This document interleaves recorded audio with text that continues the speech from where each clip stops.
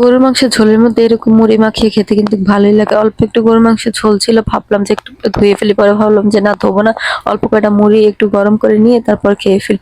তো যেভাবে সেই কাজে এই যে দেখেন। আর এই যে আমার মতো কারা আছে একটু জানাবেন। এই যে চা দিয়ে আমি চিপস ভেজে খাচ্ছি, আমার কি পাগল ভাববেন নাকি? এটাকে কি চিপস বলে না, আলু মানে আমাকে একজন দিয়েছে কয়েকটা, আমি একটু তেলে ভেজে নিয়ে ভাবলাম যে মশমশা যেহেতু একটু চা দিয়ে খেয়ে দেখি, পরে দেখলাম না মোটামুটি ভালোই লাগে, আর অতটা খারাপ লাগতেছিল না। জানেন না আপনারা কি ভাববেন?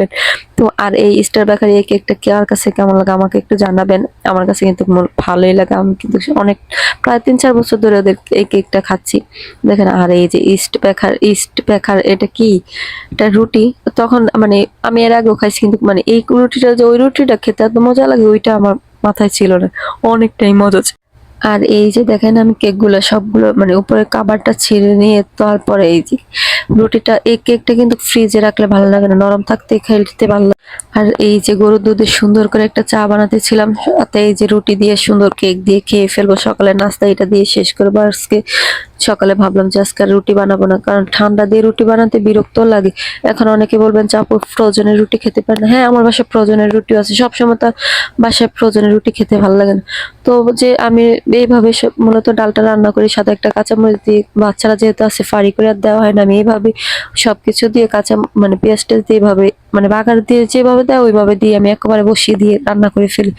কারণ আলাদা আবার বিরক্ত লাগে, আলাদা করে বাগার দিব তারপরে ইয়ে করবো, বিরক্ত লাগে। তো আর এই যে দেখেন ওই দিন কিন্তু একটা কি মাছ দিয়ে জানি আমি লাল শাক দিয়ে রান্না করছিলাম, আর মানে আমি কোনো পানি দিইনি, এত লাল শাকগুলো এত বাজে ছিল খেতেও, কিন্তু মানে অনেক বাজে খারাপ লাগছিল লাল শাকটা।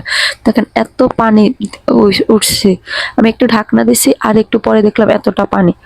আর এই তো আগের দিন গরুর মাংসের একটু ঝোল ছিল, ওইটা দিয়ে মুড়িটা সুন্দর করে মাখিয়ে নিয়ে আমি খেয়ে ফেলছি। আমি না, সাথে আমার একজন ছিল ওনাকেও দিয়েছি। তো এই যে দেখেন চা দিয়ে আমি আবার চা দিয়ে চিপসটা কিন্তু আলুর চিপস বলে এটাকে, মানে জানি না আলু কিভাবে নাকি সেদ্ধ দিয়ে তারপর এটা বানায়, আমি তো আর জানি না, আমাকে কয়েকজন দিয়েছে কয়টা, ওইটা দিয়ে একটু ভাজলাম, ভেজে তারপরে এই যে চা দিয়ে খেলাম, আমার কাছে ভালোই লাগছিল।